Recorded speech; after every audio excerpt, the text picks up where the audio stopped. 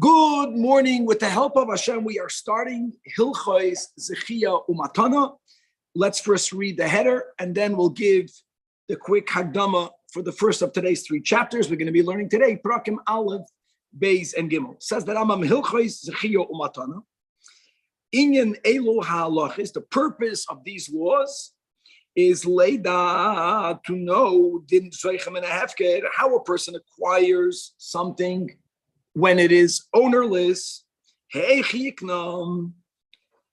ubame yikna. In other words, we want to know the process that's needed to make such a acquisition. Also, the din noisim matana umakabel, the laws of giving a gift, of receiving a gift. The ezu matana chizeres, what type of gift could be retracted or is retracted. The ezu einu chizeres, what type of gift cannot be retracted.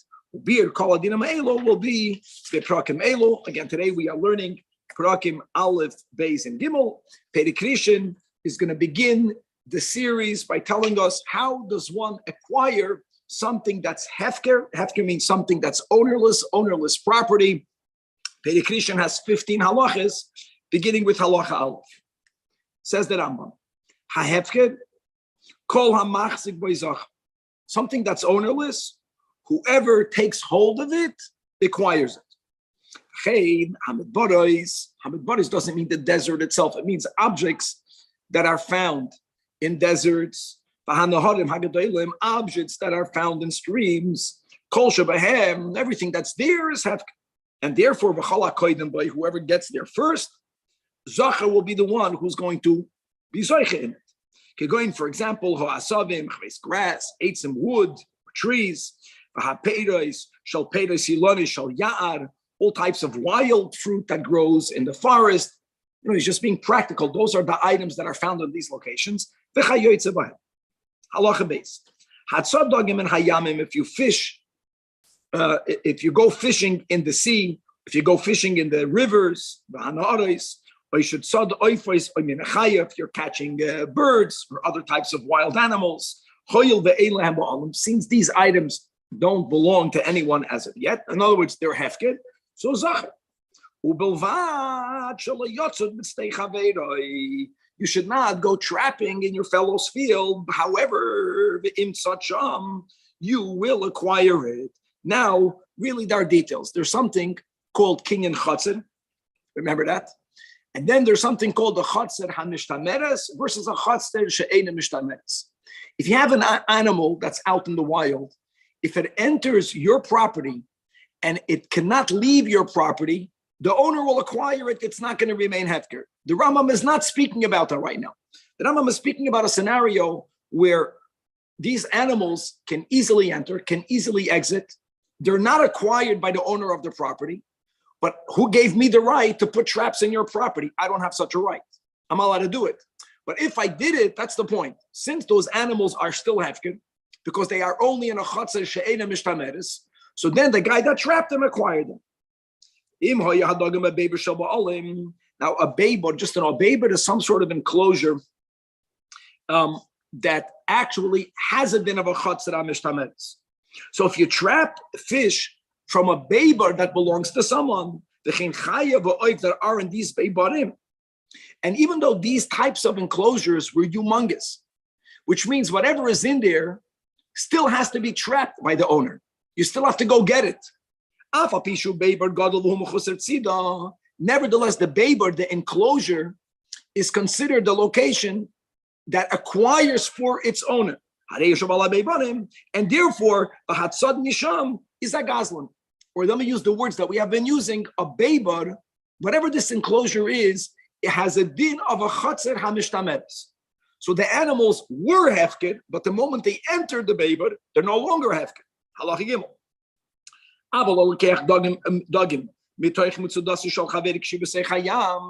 When I build a baybar on my property and it's an enclosure, that's my property, that whatever is in there, I still have to catch, but it cannot leave. What happens if I throw a net in the sea? Now, again, using just the words, a net is not a keli. A net is just ropes. It's not a keli. I'm putting it in the sea, belongs to no one. So if I put my net in the sea, whatever is in my net does not yet belong to me.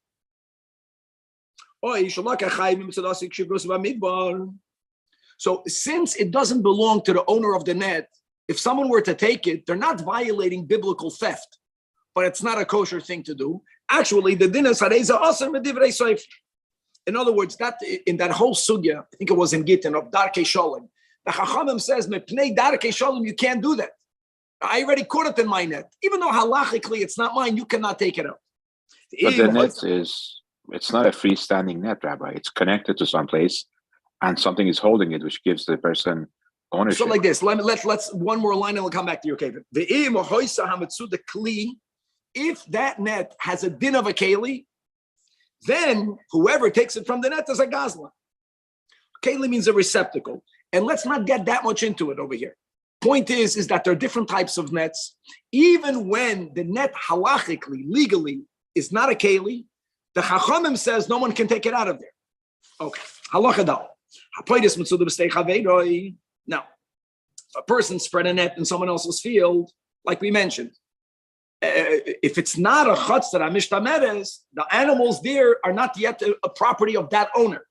If it's like we mentioned, we just spoke about this before, because I don't have the right to go into your field, but still, when it's a chatzar, I'm koine. And by the way, when we just mentioned mipnei darkei shalom, I shouldn't do it. I cannot do it because of that.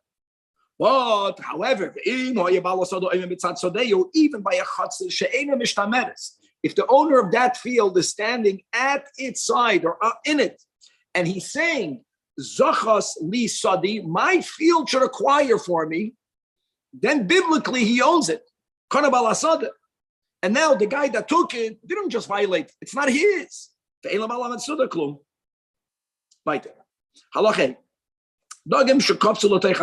a fish jumps into a ship, some people are lucky. Some people go fishing the whole day, they get nothing. Some guys are just going on the ship and the fish jump into it. A boat has a din of a chatzar mishtameres.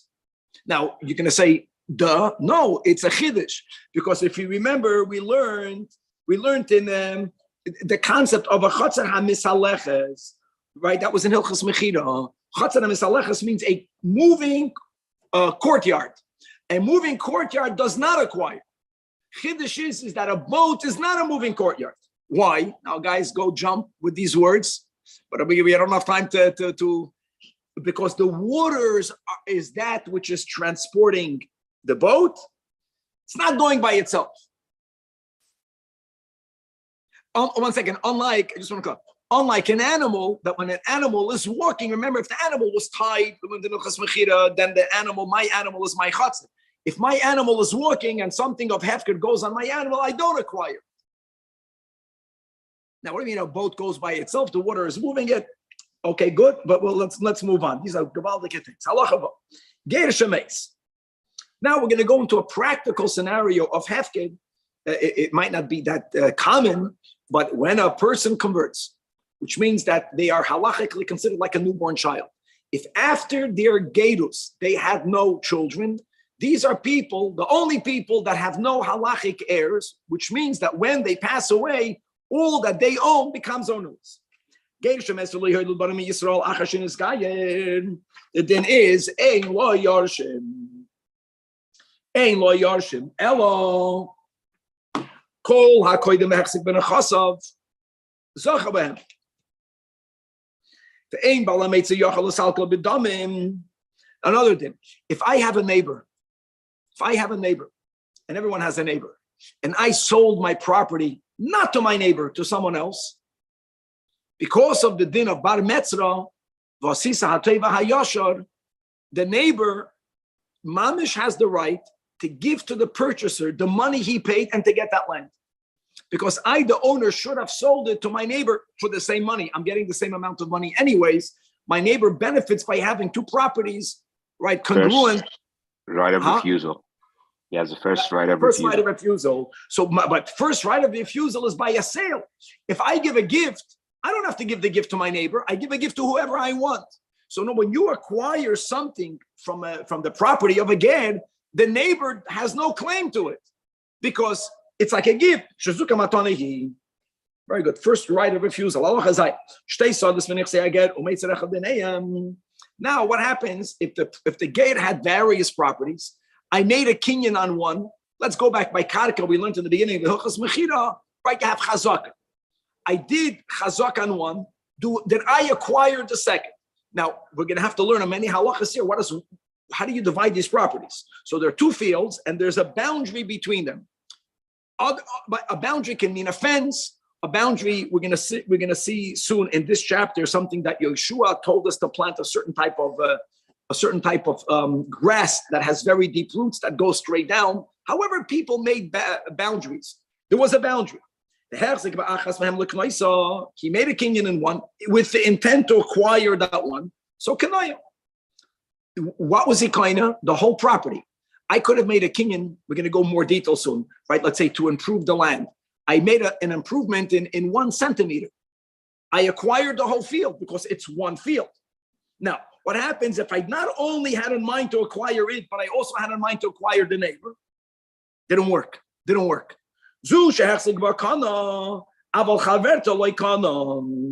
let me tell you the big chiddush. When there is someone giving a gift, guys, listen to this.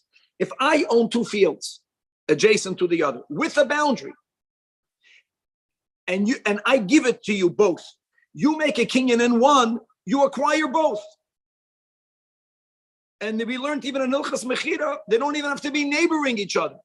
Because Sadna, the Arachad, it's all one earth.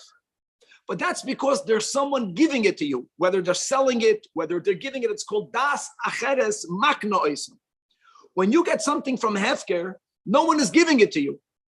So therefore, since no one is giving it to you, from this angle, it's harder to acquire it. You're the only actor here. So you have to make a chazaka in each field. Now, Herzig Ba, if you made a kinyan in this field only to acquire the neighboring field, then you got nothing. The neighboring field you don't acquire because you didn't make a chazaka in it. This, even though this is also a hefker, but you did not have in mind to be kind of this one. Next scenario. If you make a kinyan in one to acquire it and the neighbor, and you also want to acquire the boundary, you want to acquire it all. Oh, it's, in your mind, it's one thing. You want to acquire everything. Or if you made a kinyan on the boundary to acquire both fields, that's already a suffix. That was not resolved in the Gemara. And therefore, it's an amazing thing. If there's a doubt, if someone later goes and makes another chazaka, the latter person will be Zajac. Why? Because the chazaka of the latter one is called a chazaka berura. It's a definite chazaka. The one that the first guy made, halachically, is a suffix chazaka. So a chazaka berura, normally we say by money, don't forget, here by land, it's much harder to apply it. Who's the machzik? The land is land. The land is not moving. So in this scenario, we consider the second guy who made a chazaka berura to be the muhsak. Halacha ches. You have 2 houses or 2 rooms, right? One within the other. And same thing.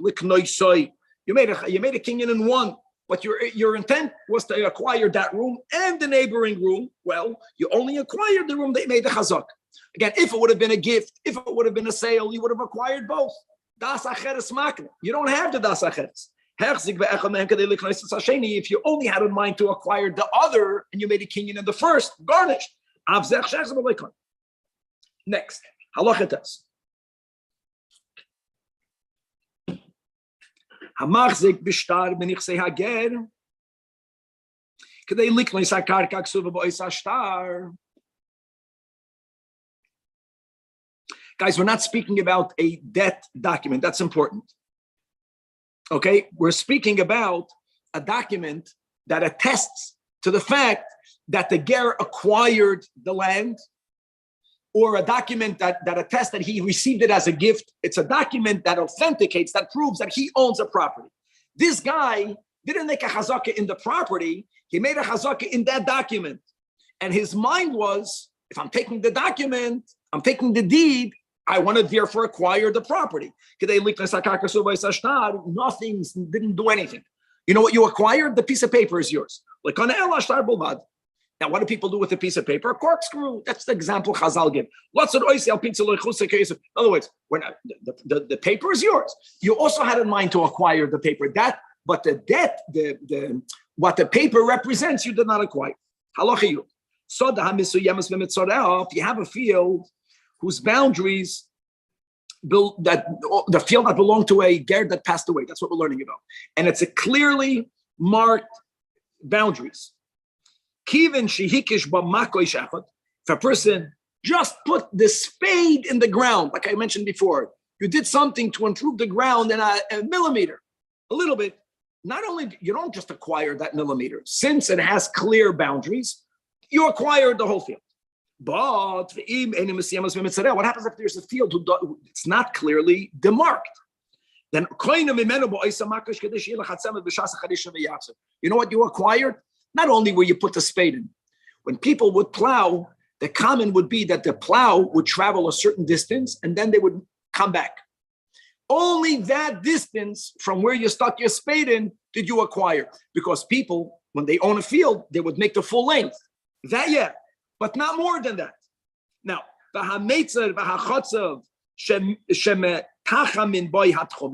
any boundary, and that's the chotzav that I mentioned. The chotzav is this type of grass or type of plant that had very long, straight roots that were very good to mark boundaries. Because since the roots go straight, it's clear when you put it in the right location, you clearly demark, Reuven from Shimon. So, mafsik and menichsiyad, if the ger owned two properties, and in between, you just had this chotzav, like we learned before, it's two different fields. You only acquired up until the boundary or up until the chotzav. Now, the Rambam is going to say something beautiful. Halacha Yudalov. Way back when we were learning Hilchis Matnas Haniyim, we learned the laws of Peah. And if you remember that you have to separate from every field the Peah, Ein Lohem Shir Midairaisa, right? Midrabanan, 1 of 60 or more. You can add as much as you want. But if I have two fields, that if they are halachically two fields, I cannot leave Peah on one, which is, let's say, 1/60th of both. Even though the ani is getting the same amount, I have to leave from each field Peah. So says the Rambam that we have to go back to those halachas, anything that's considered a hefsek, which demands of you to separate Peah from one field on one and from the other on the other, mafsik menichsek again. So if you made a kinyan in one, you don't acquire the other. So he gives an example. If there was a stream going through a field, if there was an amasamayim, an irrigation ditch, the chayoytze behem, that separates them into two fields, is like another din. So Hilchos Shabbos, let's go back even more in the Rambam. You have the 4 reshuyos. If something will give one reshus, the din of one reshus, and the neighboring, the adjacent, another reshus, also mafsik v'nichse hager. So if you made a kinyan in one, you don't acquire the other, even though that was your intention. Going, for example, it's amazing. The distinction is only for Shabbat. No. Even if it's only distinct to Hilchos Shabbos, and he's saying beautiful, he's saying that even though these two fields have a din of Reshus Hayach, the fact that there is another Reshus in between it, that's it. And he says even more. There can be scenarios for Hilchos Shabbos, it's not considered distinct. If you remember, by Hilchos Shabbos, there's something called a Makom P'tur. So if the ger owned two fields, and in between was only a Makom P'tur, which means the ger could carry from his field to the Makom P'tur, you could carry from the Makom P'tur to the other field. So even for Hilchos Shabbos, even Midrabanan, you're not doing anything. It's considered, it's not a Reshus, it doesn't matter. If it's considered a separate domain for Gittin, it's also going to make one field separated from the other. Let me just review the din of the Gittin. There are times that the husband is divorcing his wife, and they're so allergic to each other, she doesn't want to take it from him. But he wants to give her a get. She wants to get a divorce. So one medium that she can use is chatzir. If she owns a chatzir, he places the get in her chatzir, and then chatzir kiyada, as we just learned by a woman, dafka, chatzir kiyada. Now, what happens if she does not own the chatzir? He can gift or lend to her a part of his chatzir. Now it's considered hers. She's the borrower, and he can place the get there. What happens if he did that? But in that parcel that he loaned to his ex-wife to be, there was a little beam. On top of the beam, it had a halach of a makim ptur. For Shabbos, there's no issue carrying to and from.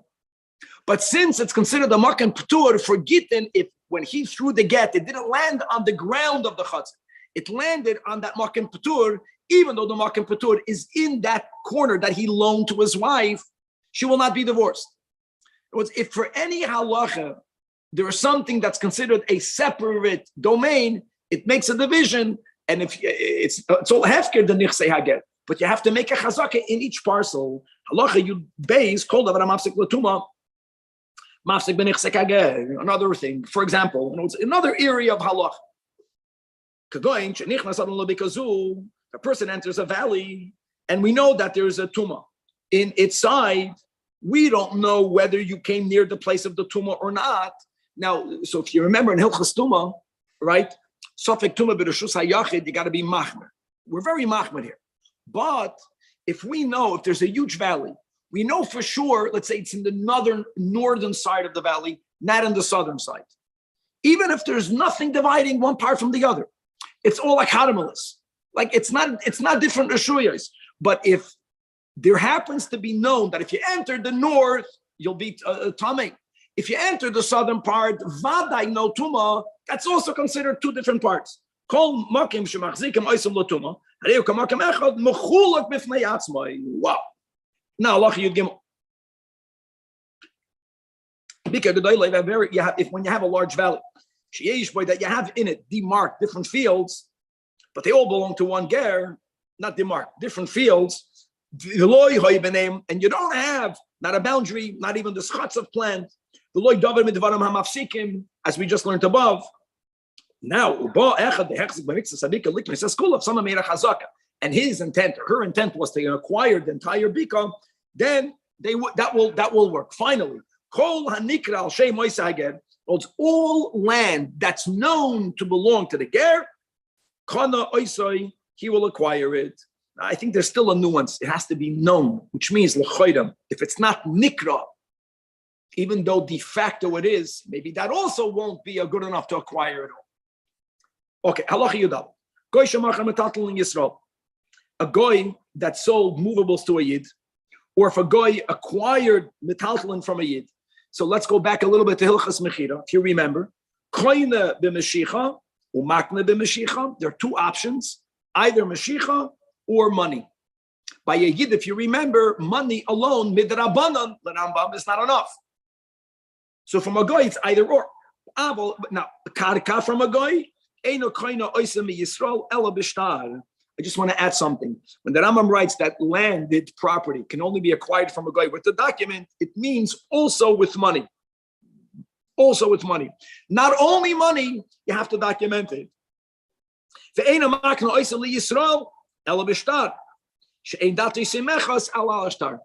That's how it works by between a Jew and a guy, whether you're buying it from the guy or whether you're selling it to the guy. Masha'en came between a Jew and a Jew. Don't forget, if you're living in a place where no one considers the deal final until you write a document, even between Yidden, the Rambam wrote in Hilchas Mechira, you also need a document. But if there is no such an insistence, only kesef could work. Therefore, lefikach Yisrael sholech chsadim and agoy v'nasan adamim. Now that we established that giving money to the goy, the Torah says, I did not fully acquire it yet because I still need a document.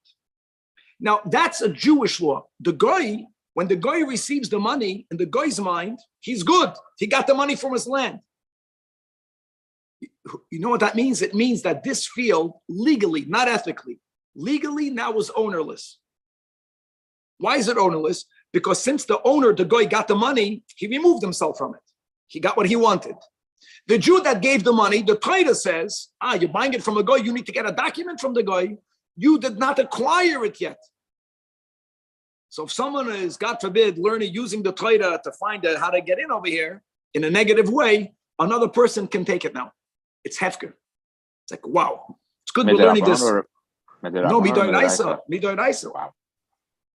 We're learning this before 6 a.m. It's good. Very few people are listening to this. Okay. So but the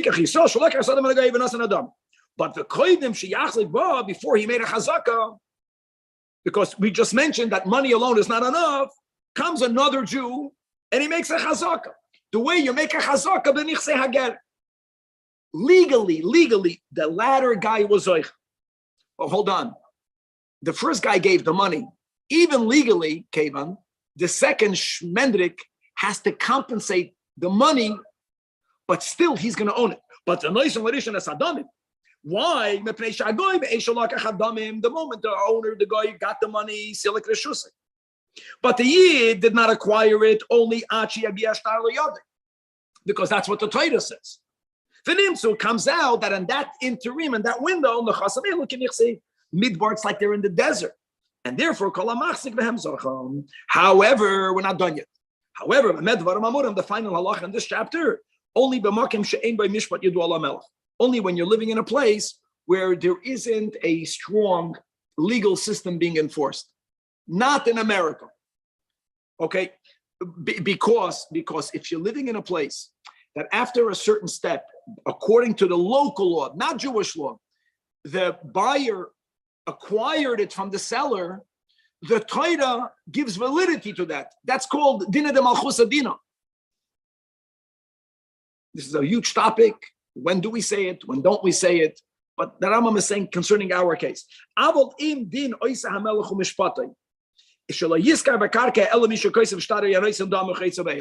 If there is a strong, not strong, the way we live, it's a legal society, it's based on law and order. And either the rule is that whoever gives the money acquires it, or whoever gets the document, or whatever the rule is. Then you have to follow that law. Shekol dinei hamelach b'mamain, all of the laws when it comes to finances, al pihem donin, because of what we call dina de malchusa dina gavaldik. Only now, when it comes, I'll give an example. When it comes to a get, to a divorce, there is a financial part to the divorce, but then there is a halachic part of the divorce, a prohibition part of it. So giving a woman a legal divorce doesn't affect the divorce. But something that has no implication other than financial, which is buying land, just a financial transaction, there we follow the din of the land, the law of the land. So therefore, the halacha above is if you're living in a place where law is not enforced, that is where this second guy, again, it's not ethical, is able legally to acquire it from hefker, but will have to compensate. Well, today's second chapter, Perek Sheni of the laws of Schia Matana, is all going to be about acquiring property from hefker, more about acquiring property from hefker, and from a convert that passed away. Yes. Why is the convert who's deceased? Why doesn't his or her property go to the courts and the courts sell it? Why not? No. Why would it go to the courts? In other words, this is very rare. But in other words, the Torah says that when someone passes away, their heirs, however, we have to learn Hilchas Nachlas, but their heirs become automatically the owners. If you don't have heirs, it's ownerless. That's the rule. Let's go. This chapter has 18 halachas, halacha aleph. Nichsei hager, not any ger. You can have a ger that has a dozen kids. You can have one child. That speaking about someone who, after they converted, they have no children. She'ela yarshin. Similarly, property that, however, it became this way, is now halachically ownerless. And the Yisrael. The Rambam is referring back to what we learned at the end of the previous chapter, in the case where you don't have a strong system of law and order. If a goy sold land to a Yid, the purchaser gave money, but he did not yet make a chazakah, kulam dinim shama, they all have the same law, which is, now that they are legally ownerless, that's called hefker, if you affect any of the kinyanim that we learned in the beginning of Hilchas Mechira. Akana, however, 1 second, chutz machilas peiros, eating the fruit, like this, guys, let me say it by heart. If I'm selling something to you and you're eating the fruit in front of me, or I told you go and eat the fruit, that is the way you express that you are the current owner. That works. Here again, there's someone giving it to you. When you are acquiring something from hefker, you eating the fruit doesn't prove anything. I'll tell you why. Because think about it. If a field is ownerless, anyone can eat the fruit. Eating the fruit just means that you acquired the fruit. It doesn't show that you own the land. If I owned the field and I sold it to you, when it still belonged to me, no one was allowed to eat fruit. So here, the Rambam is going to show in this chapter in both directions. Sometimes you have to do more because it's from Hefker. And sometimes less will be enough. You have to, the other side will be when something belonged to Reuven and you have to remove it from the dominion of Reuven to Shimon, you have to make it move more. If something is already ownerless, it only has to move less. And both sides will have in this chapter. But now we're focusing on the fact that it does not, you have to do more. Eating fruit is not enough. Kate said, for example, if someone purchased land and their chazaka was by eating fruit, that works. That was Hilchas Mechira in the beginning, Pedek Aleph. Even though, again, eating fruit did not benefit the land, but it shows that you're the owner, not the first guy, because if it would belong to him, who gave you the right to eat fruit? Even if you ate fruit for many years, you did nothing. You did nothing. What do you ate those fruits? You did not steal them. Like Konagufa Ilan, you did not acquire the tree, you did not acquire the land. You have to do a Maisa Begufaris. You have to work Avoida Bo'ilan. And therefore, indeed, as the Gemara gives us the story that there was a woman, she didn't know this nuance. So what she did, there was something that was hefker. And she, for 13 years, she was eating the dates of a date palm. And someone found out that that tree used to be hefker. And he saw from what she was doing, she never did anything to improve the tree. She simply felt she was the owner by the fact that she declared, I'm the owner and I'm eating the fruit. Someone else came and he made a chazaka ba'ilan, ba'avoida sha'avad begufa ilan. And you know what? And they said this woman was there for 13 years. The latter person made the kinyan. Halacha Gimel. Now we're going to go in the opposite direction. It's a Gavaldic chapter. On one hand, sometimes you have to do more than the kinyan needed by a transference. Here it's only from Hefker. On the other hand, the Yeshavarim Rabim, there are many things that if someone who was buying property or someone who's receiving a gift, that action will not be good enough. But it will be enough. And what the logic here, the other side of the coin is, again, when something belongs to the Reuven, and now you want to transfer it to Shimon, there's a big movement. It has to leave the domain of one and enter the domain of the other. More is needed. When something is already ownerless, it's already one step closer to you. It doesn't have to leave anyone's domain. That's one way of understanding. Now, I want you to know that, again, we're learning Rambam Ligirsa. There are many statements here that are shocking. Because don't forget, I'm going to teach to the best of my ability, but we're not going to do more than just interpreting the words. The Rambam is saying that everything he's going to mention now, if there is a seller and a buyer, this will not be enough.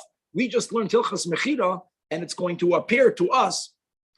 Obviously, that's a proof that we're not understanding it the way we should, the way we could, the way we will, God willing, is that what the Rambam is writing, whatever he's writing here, does not work by a sale.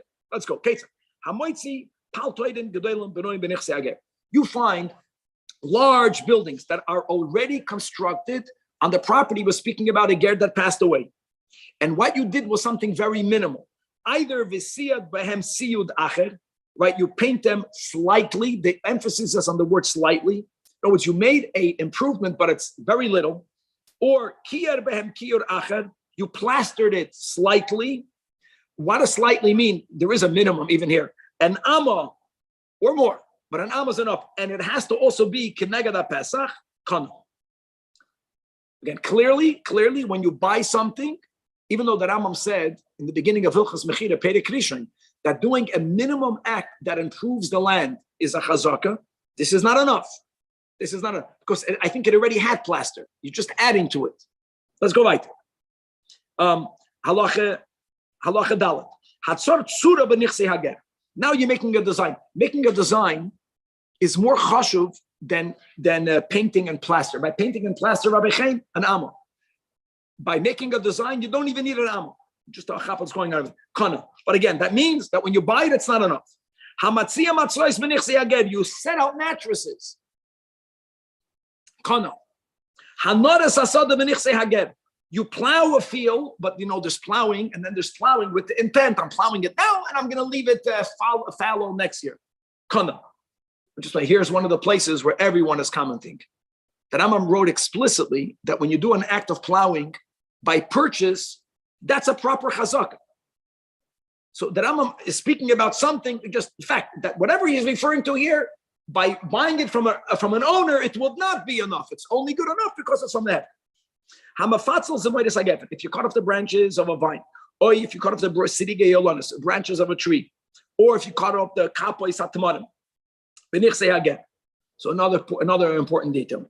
So here your kavanah makes all of the difference, and God knows what your kavanah is, and even a beis din sometimes is allowed to, let's say, circumstantial evidence extrapolate what you had in mind.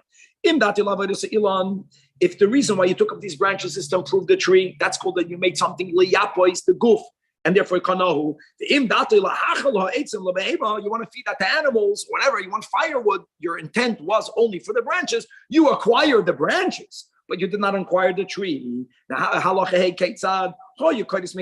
Rambam is trying to write, how can beis din know from what you did what your intent was?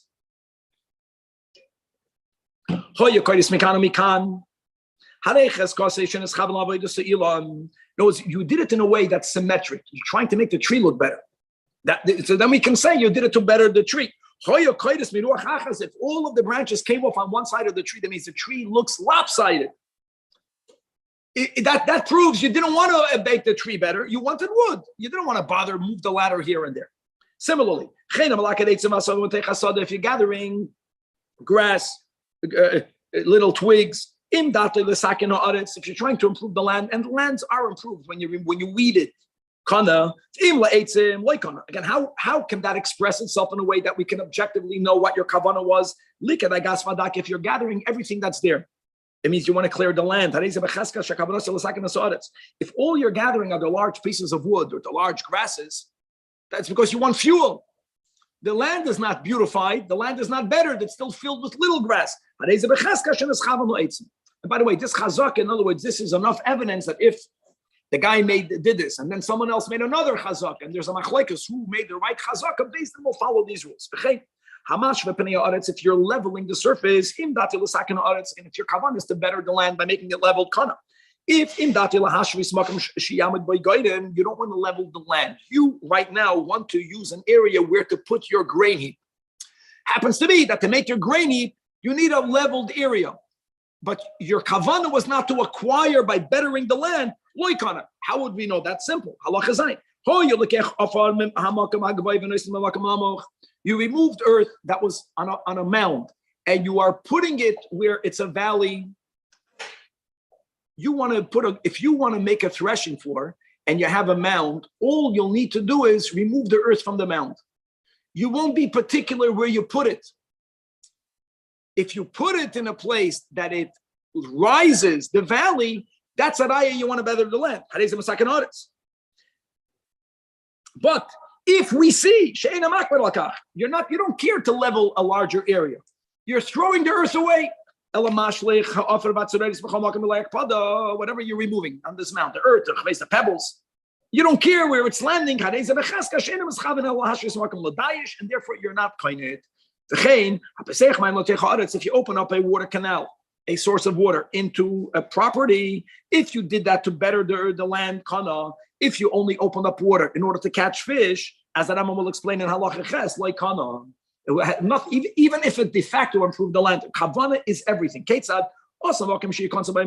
if you only made an entry, not an exit, that means you want water to remain in the field, which is for the betterment of the field. And you're kind of the audits. But if you made an entry on one side and you made an exit on the other side, guys, every case is a case. It could be that sometimes it's so much water, you don't want to flood. The Rambam is not speaking about where it's going to be too much water. It's not going to flood the land. It would be better for the land for you not to make an exit. The reason why people would still make an exit is because if you want to trap fish, a simple way of trapping fish is having the water go into a shallow place, having the water trickle out, and the fish just remain on the ground. That was one of the ways of fishing. If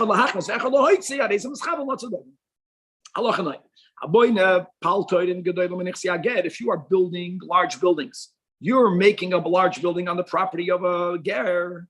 Now, what's the question? The question is that I acquired the land upon which you have the building. Let me say like this, guys. If I were to build a fence around a location, I certainly will acquire that location. Certainly will acquire. When you build a building, until when the doors are placed on the building, That is not a chatzar hamishtameres, because even though it's 90% encircled, as long as animals can enter and easily exit, it's not even considered a fence.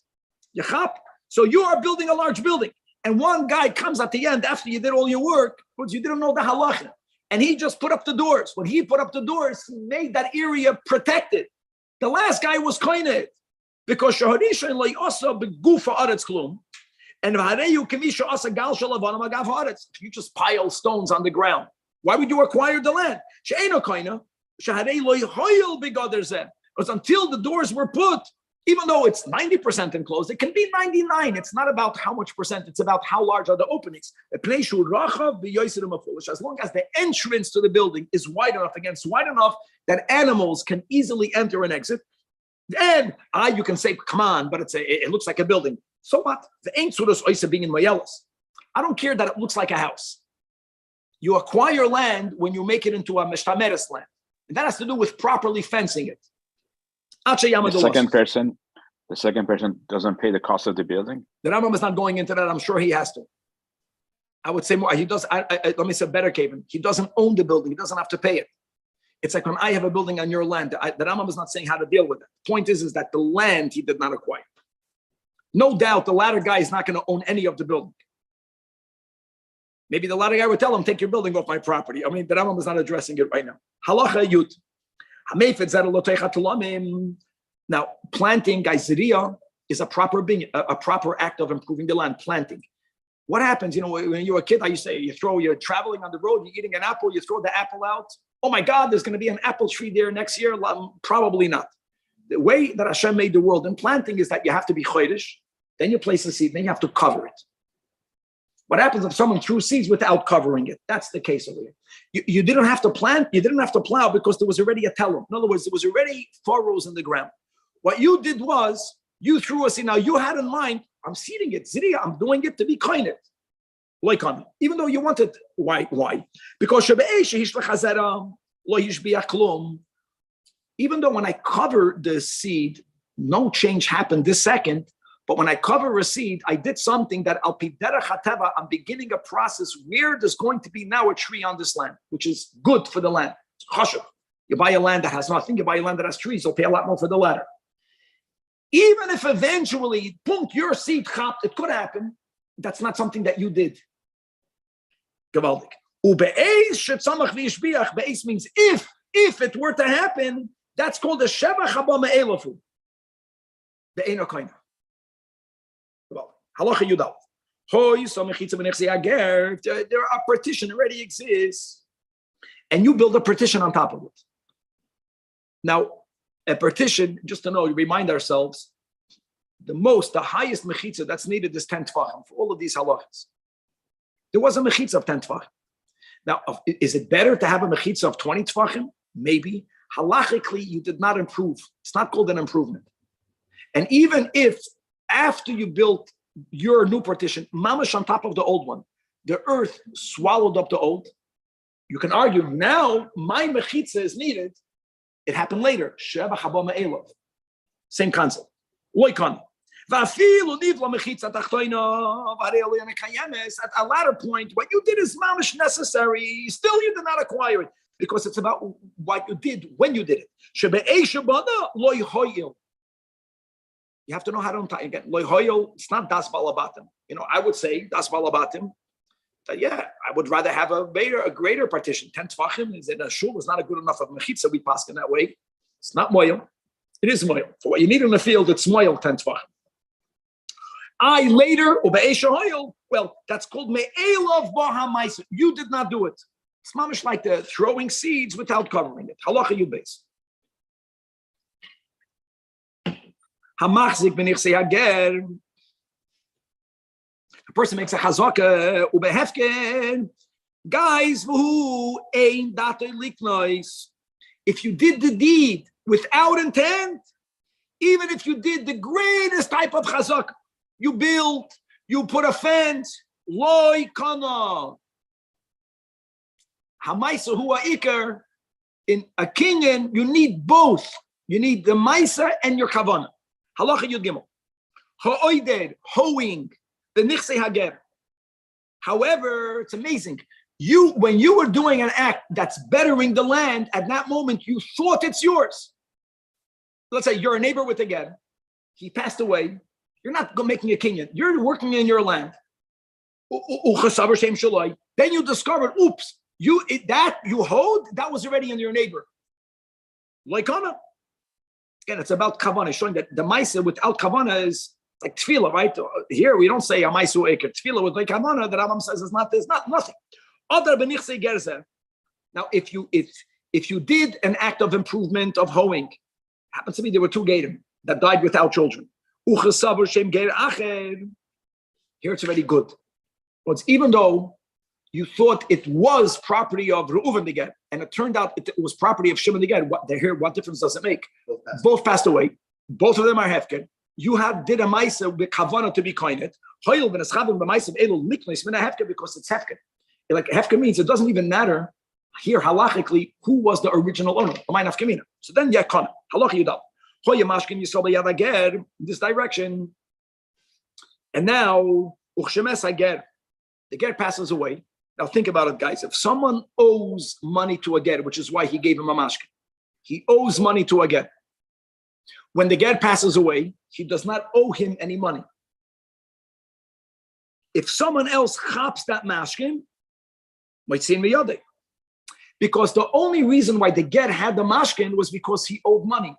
The passing of the ger automatically was mevatel the debt. You don't have to be koine anything. So there's no shibud. If there's no shibud, then the mashkin is not a mashkin. The mashkin now is fully yours. It's not liened anymore. So the other guy can batel shibud. Now let's go in the other direction. Allah tezva. The ger owed money, and therefore he left a mashkin. The ger passed away. Now think about it. If the ger passed away, the holder has it in his possession. Did he automatically acquire it? Came another yid and he made a kinyan in it. I owed money to a ger. I gave the ger money. I gave him the mashkin. The ger passes away. Says that I'm like, and another guy chaps it. The owner of the mashkin, let's say I owed the ger $100. Let's just say the mashkin that I gave him was worth $200. $100 worth of my mashkin I get back. But the other $100 worth of my mashkin will belong to the guy that got it. Halacha tazayin. That's key. In other words, the original, the lender actually not only designated in his home a mashkin, he gave it to the ger. Because if I designated this mashkin for the loan that I owe the ger, but it's in my chatzah, the ger passes away, then I'm coining it because it's in my chatzah. The second $100. As we learned being in Mitzia. And then in such a case, even if someone else chapped it, it didn't do anything. Halacha Yudzayin. Geir Shemes. And Ubizbizu Yisrael as Nechasav. Right? We're not that far away from Yud Shvat. That's the Lashon over there in the Maimer. So it's people, everyone understood that this is the case where there's no owners and everyone took apart. Can I say something? Just I'm thinking Baruchnius. That just like Barakim Shabbat Tshuva, Ein Tzadikim Gemurim, because wow, this guy did not grow up observant or a real Baal Tshuva, which means that he grew up observant and then he went away. For them, it's the hardest to come back, the hardest people. And so there's something like, wow, you can argue the same thing with a ger. A ger was not even born halachically Jewish, even though Gershon is guy, not Gershon is guy. So maybe that's the pshat that we should be inspired by them. You have a person that had no obligation to get closer to God this way, and they on their own did it. Maybe that's something that everyone should chap that inspiration. Anyways, now the ger owned avadim. They acquired themselves because they are gedolim, so they become hefker and they acquire themselves. Since they harem kebehema, what do we learn? We learned just a few at the end of Hilchas Mechira. Ketanim cannot acquire, so that's it. And now how do you make a king in an avodim, guys? This is Hilchas Mechira Pedig base. That was all the way in the beginning. Final halacha of this chapter, halacha Yud Ches. ger shemeis, and ubizbezu Yisrael es nechasav. Again, other Yidden chap their property. These are great cases. And then they heard, guys, listen to this. They heard that he didn't pass away yet. Or they heard, no, after this person converted, he has a son. Or they heard, no, he left a pregnant wife. So first of all, whatever they took, chayav mahachs. Now listen to what happened. This is key.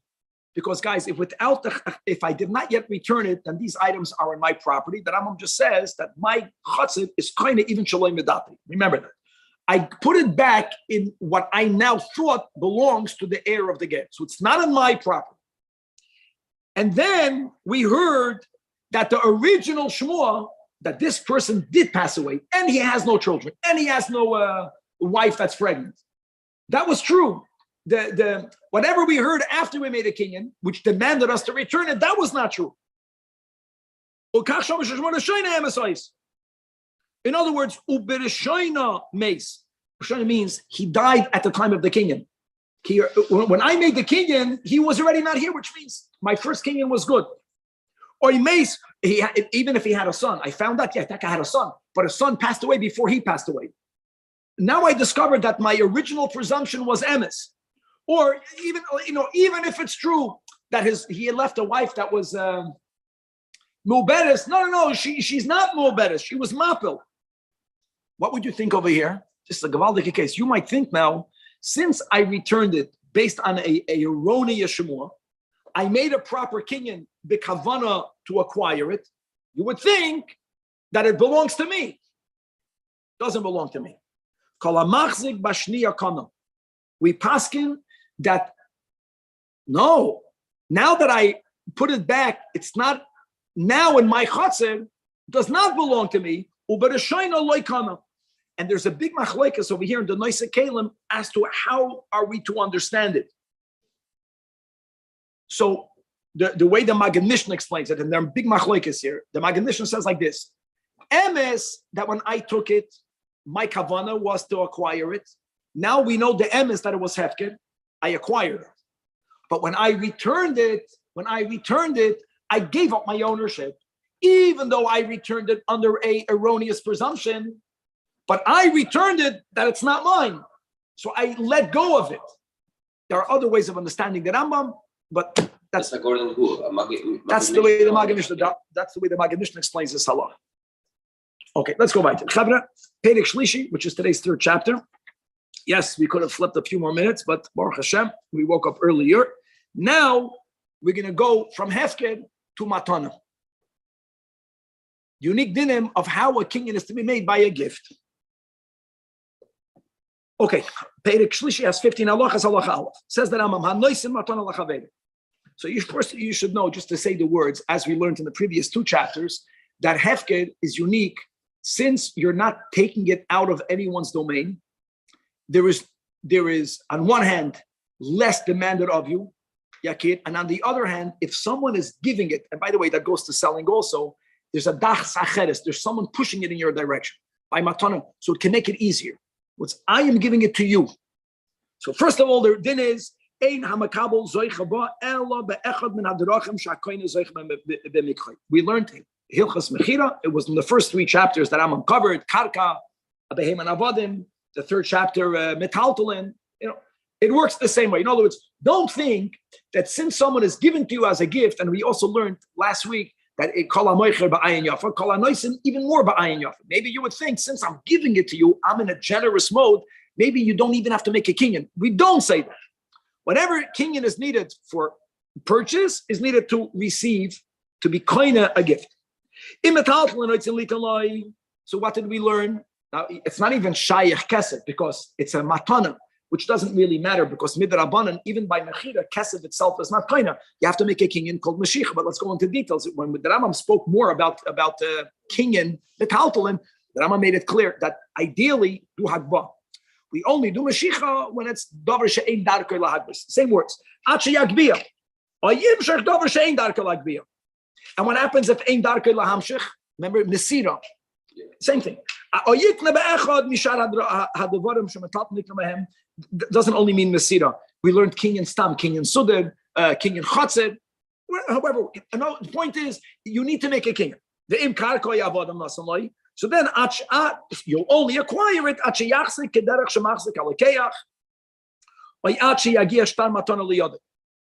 What not?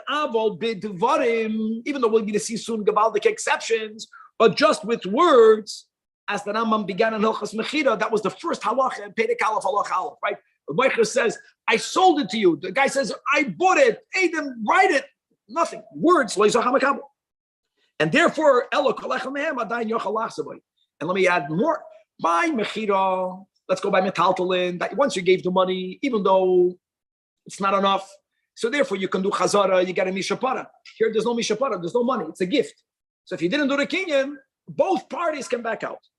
However, says Halacha Beis, these are the exceptions. I owe you money, and you are forgiving the debt. You can say that's a matana, right? Isn't it a matana? Yes. But you know what? Let's remember that the money is already in my possession. Mechila b'diburim is enough. Or even not mechila b'det. If you trusted me to be a shomer for this, and now you say, this watch I'm giving to me. I'm kind of just with the words. And the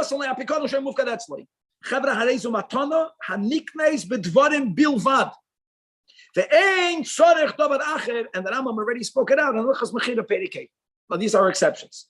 And the same thing was with Maimet Shlashtan. Remember that we learned that's another exception. By Maimet Shlashtan, the Rambam wrote in Hilchas Mechira that there's no explanation for that. That words are not without a kinyan. The example we gave in Hilchas Mechira, I'm just saying it's not exclusive. We gave an example that Yakir, that you owe me money and I owe money to Rabbi Chaim. It doesn't have to be that way. It can be that you owe me money and I want to give him a gift. Same concept. If we're all together and I say the money that you owe me, give to him, then you're chayiv to give it to him. I cannot retract, even though I didn't make a kinyan. These are the exceptions which my words affect a change. You owe me a mana. I want to give a matana to someone else. Doesn't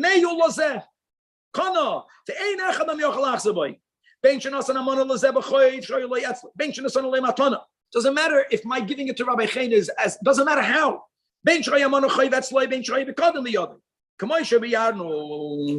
And that's all.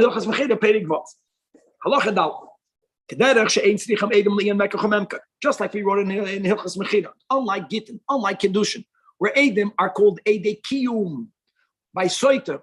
Certainly the Edom of Kinoi are Edei Kiyum. It means if you did it without Edom, what you did is nothing.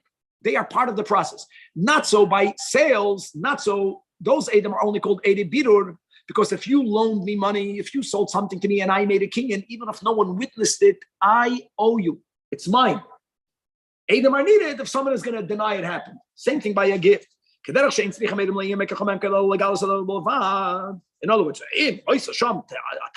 a kfira, and also by mechilas. See, by matanas, at least there's a kinyan. Now we establish mechila as a certain type of gift, that by a mechila, you don't even need a kinyan. You also don't need Edom. You need Edom, but I'm saying be practical. If you're living in a Golos world, people can be liars. So they should not be able to deny it. For that, it's good to have Edom. Sometimes the Chazal said, if I remember correctly, that if you loan money to your fellow without Edom, lifnei iver, you're doing a sin, because you're giving that person an asayan that he should deny it. The Rambam is not saying in the Olam Hazeh before Mashiach you need to have Edom, but it's important to know they're only Edom Birur. The kinyan makes the transference, or the Mechila makes the transference. The Edom are only there to see that it happened. Halacha, hey. Just like when it comes to a sale, right? He has to define exactly what he's selling. It has to be a davar mesuyim. If you remember, maybe we learned so much about it in Hilchas Mechira. General, if it's too vague, if it's not clear what is being sold, it will not do anything.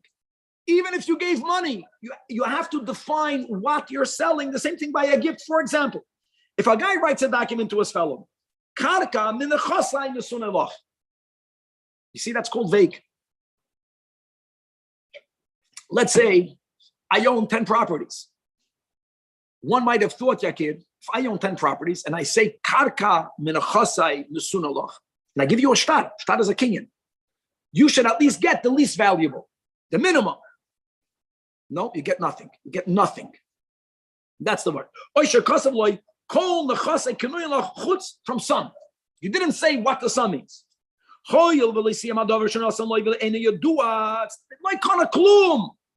And the recipient cannot claim, no. Let's interpret it in the most minimum way possible. Let me at least get that. We don't say that. He must define the place that's being gifted. Now, how much of a definition? There is a certain tolerance of vagueness.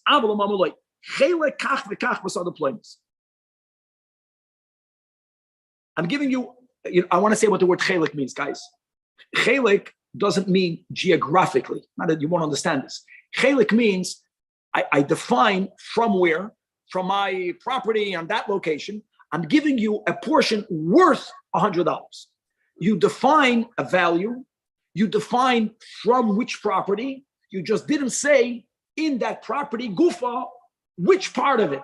That's enough. I didn't learn that. Is it? Oh, it's all me. No, it's very humbling. You have to know all of the sugyas and shas. Some of these things could have been easy for them. Some of them you needed his brain. It's amazing. Since you did define the field, it's considered defined enough. Now hold on. Which portion? So let's say, now you go back that the new recipient gets the minimum. Minimum means that in that land, let's say there's 2 stories. Let's say the lower story is smaller, but it's worth $100 because it's a ground story.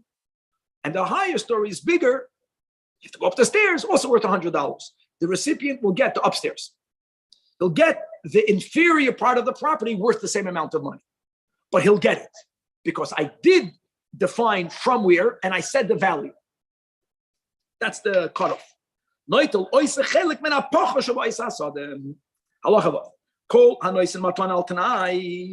guys. Hilchas issues. We learned in it tonight. We're going to have a little bit of a chazar.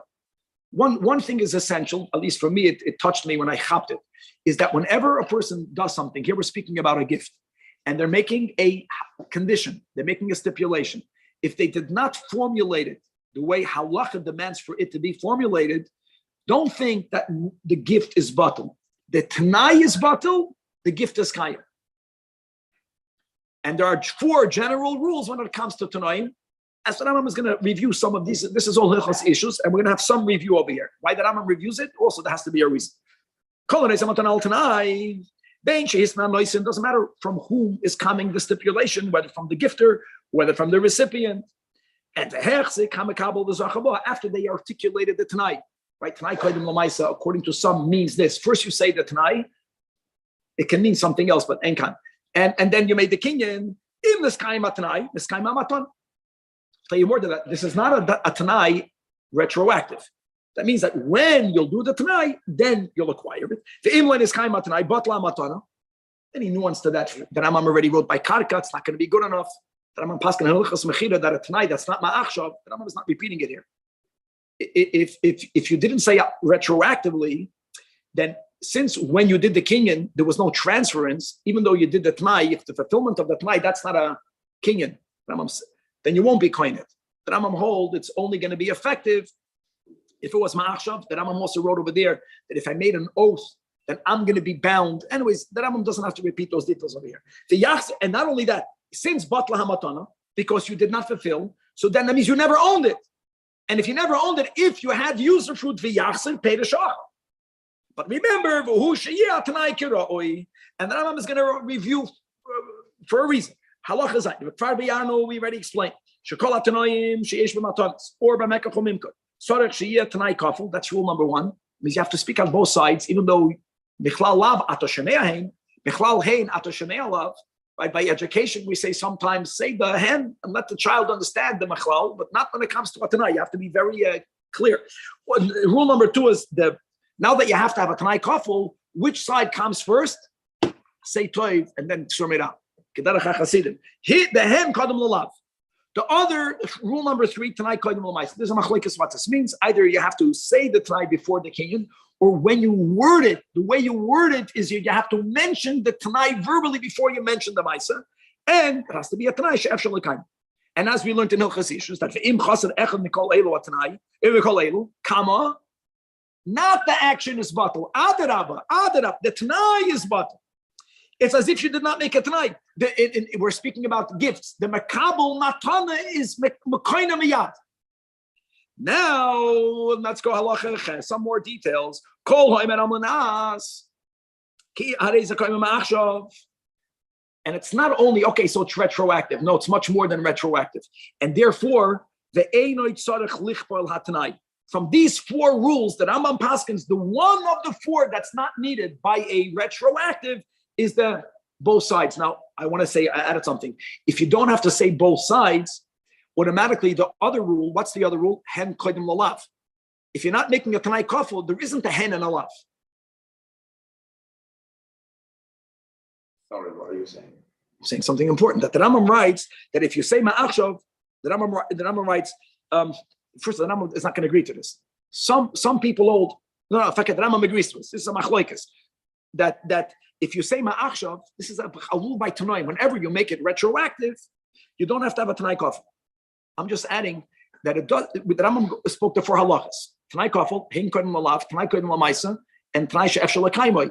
Don't think that only this of the 4 is not needed. If you don't need to have a tanai kafel, then you don't need hein kodim lalav because there isn't a hen and a lav. You don't have a tanai kafel. And kazeh hoiru makes us hagoinim. And yes, the Rambam says ulaseh daiti noit. However, the Rambam writes that my teachers did not agree. My teachers goes to the Rif. But Rabbi say hoiru she'ein tzarech lichpoil es atanai ulahagdim hen lalav, but never needed only by Gittin and Kedushin. But the Rambam says ve'ein l'dover zerayah. Maybe that's why the Rambam repeats it, because the Rambam wrote the Tanoim in Hilchos Ishus. Hilchos Ishus Gittin and Kedushin. Since the Rambam wants to make it clear that these rules apply also by financial transactions, okay. First of all, look at the Seder. You can make a condition. Now look at the most ironic condition. I'm giving it to you, almanas, that you'll give it back. It's not a gift. One would have argued that's not called a gift. It is called a gift. Harezu matana. Ben sheisna, give it back immediately. Ben sheisna lachzir l'zman kotzav. He's giving a specific time, or a very long time. Kol yemei chayav shel echad mehem. It has to be clear. Oy kol yemei chayav shel ploni. From a third party's lifespan. Harezu matana. Bein b'metaltalim, bein b'karka. And now the oichel peidas calls mana matana. The recipient gets to eat the fruits. When they give it back, they don't have to pay for those peidas. Halacha yud ha'omer lachaveirin. Shoyr is anasan lach matana. Almanasha tachsirehu, that it shall be returned. Now, if you remember, we learned back by Gezela. If I steal the chametz, God forbid, before Pesach, and then I give it back after Pesach, even though it's chametz she'over al Pesach by not din shamayim, I gave it back. I was machzor. It's not worth anything. I gave it back. So the same thing will be similar over here. This guy went ahead. He was magdish it, which means you cannot do anything with it. It's God's, and I physically gave it back to you. Now, if I did not fulfill my tanai, then I was never mine to be magdish it. If I fulfilled my tanai, then it's hegdish. The Rambam says, if I said the word shetach zirehu, I fulfilled my tanai because I gave it back physically, even though its status changed. But if I said almanah shetach zirehu li, if the owner says, give it back to me, that's not called giving it back to me, because if it belongs to hegdish, even though it's physically in my possession, it's not. That's what the li added, and there's no li anymore. So therefore, it was never returned. If it was never returned, it was never yours. If it was never yours, it was never hegdish. Another halach. To give a matana, I want to say people do business. All of the matanas that people give in business, it's not called a matnas china. It's not called a matnas china. You're giving it for a purpose, and everyone understands that. We're speaking about a real matnas china. Now there's a ani and there's a ava. That we know, but I'm saying in principle, that's mamash alav on the Torah, loisi chanim. Included in loisi chanim, we paskin, you can't give a compliment for no reason. Look how good looking that guy is. Awesome midorais. But if you give a coin on the That's darkei shalom, you're doing a good thing. And you're making a kiddush Hashem. That's different. You understand? However, now the Rambam doesn't write about a ger toishav. Over here, we're speaking about a halachic ger toishav, which is someone who went in front of a beis din, which is only shaykh to be done bisman shahayoyvel noyeg, and he declares that he's makabel the shana mitzvahs because God commanded him or her to do so. Right. Such a person has to be supported by the Jewish community. Yes, Kevin. You may not give gifts to them, so you don't become closer to them. The way I understand it, I'll be pnimius, because everything in the world that we own, when it says tzaddikim are chasim, they are meticulous when it comes to the property, even for the most minute amount. Not, God forbid, they're cheap. Chas v'shalom. It's that everything that by divine providence was put under my halachic financial ownership was given to me, not for me to go to the Bahamas and have, wow, look what I acquired. Is because that is my chelik in the world, to be mila, to elevate. And Also I elevated closer to them, and we're trying. I elevated by using it l'toiro mitzvahs. If God gave me something and I gave it away, who gave me the right to do so? Now you would argue, who gives me the right to give any gift? But at least when I'm giving it to a yid, it won't be my bidder, it's your bidder. You deal with it. But a guy doesn't have the koyach; it's not his mission. Okay, let's go back. Shenamar, as it says in Parshas 8, so to the ger, give it or sell it to the guy. It's clear. No, it's to the ger means a ger. To a ger, you give a gift. To a guy, you sell. The selling is different, because selling, we know what happens if I have an item, guys, and I sell it. What did I do? The sparks of holiness went into the money. Now, if I give tzedakah with the money, I was milet. The mechira v'lei b'matana. Aval ager toisha baby mechira baby matana. Because you're commanded to support him. How do you know that? You have to know, because it says in Parshas Bahar, ger the toisha v'chaimach. I want you to know that if you look up those psukim in Parshas Bahar, the pasuk is speaking about supporting Jewish aniyim. That's the word. If you don't have that, you don't chap.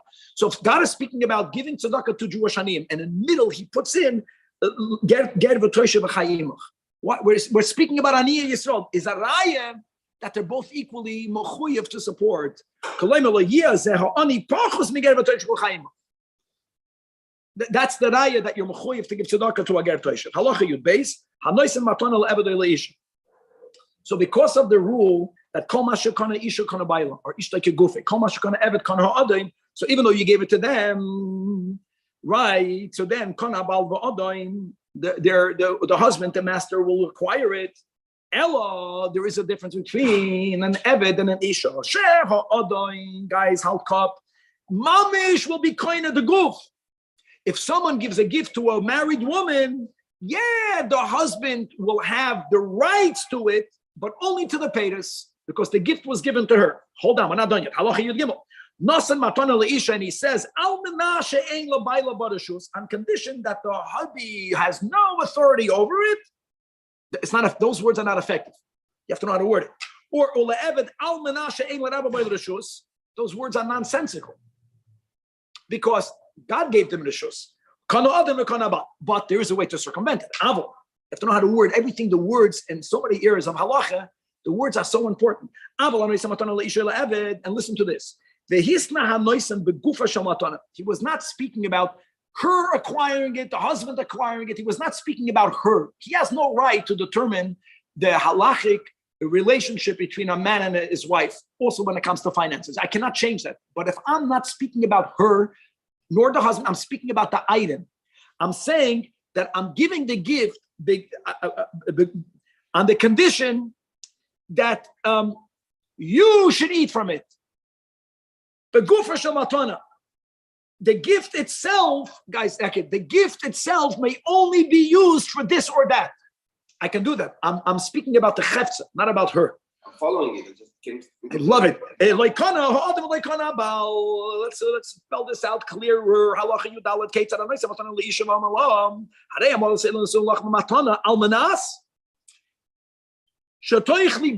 They should be used. You're not speaking to her. They should be used for your food.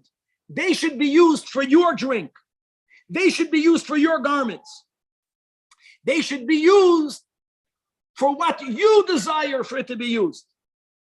Beloy rishus bailech. Ha. Then like on abal. And v'chein amal le'eved. That almanah shetoichel b'hem v'tishta. Almanah sheteitze b'hem lecherus. Which means, let's say there is a Eved that knows that if he would have money enough, the other would be meshachar him. How does he get that money? Not an IOU, because you give him a gift. You want to help that Eved, but you said kol mashukon Eved kana adin. If you word it this way, the money should be used for that. You are addressing the money, not the person. Then and the other did not acquire it, which is great. So now this Eved has money to give to the other. Now, guys, just to know, just Shichrur Avadim, like Gitei Nashim, it's not enough for him just to free you financially. There has to be a document. He'll give it. Like Kana Ada, and final halacha tezvav, listen to these words. You give all of your nechasim to your Eved. Kana atzmei v'yatsa ben chayden. And this is called two things that happen by basachas. For him to acquire, he has to own. So how can he acquire it? He can acquire it because how can you give an Eved? The shtar shichrut, that's the kash. How can you free the Eved? He has to take it. He doesn't have a yad. Yad Eved ki yad odin. Answer is, since this document is to be meshachar you, gita v'yada boim ka'achas. Now let's go more than that. This guy, the Adin, is not only giving the Eved his or her freedom, the Adin wants for them to acquire everything the Adin owns. And it's all in one document. It happens all the basachas. He acquires himself and he acquires all of the nechas. However, if the Adin retains for himself not ownership in the Eved, this is the word. Ownership in any part of the property, even in the most minute amount, even in not landed property, even only in the taltaland, then like kana klum. It's crazy because whenever something is happening, the basachas, not ze'achar zeh, that's the nakuda. See, if he acquires himself first, totally, and then the other things he acquires 99%, we would be good with that. We would be good with that. Once it's all happening at the same time, because there's one document, and he's telling him, all of my property is yours, which means you, everything. So all of it has the din of a shtar shichrut, because this is the document that is being used to really halachically free you. There's a rule both by a divorce and by emancipation of a slave, which is that a man cannot give a get to his wife 99%. It has to be something that completely severs the wife from the husband. When a person is meshachar, the evidence has to be something that's absolute. Now, again, the chelik of you acquire yourself is absolute here. But since everything is combined together, and the chelik in the nechasim is not absolute, because he kept something for himself, so the document is not absolute. So the shtar shichrut doesn't go into effect. Like kana klum, she'ein ze get chedus gomer, sharei shir by baget, umetoich shaloi nishtacher like kana klum. Goes hand in hand. Guys, Givaldic to be continued. Tzedakah is a form of gift. Sure, tzedakah is a gift.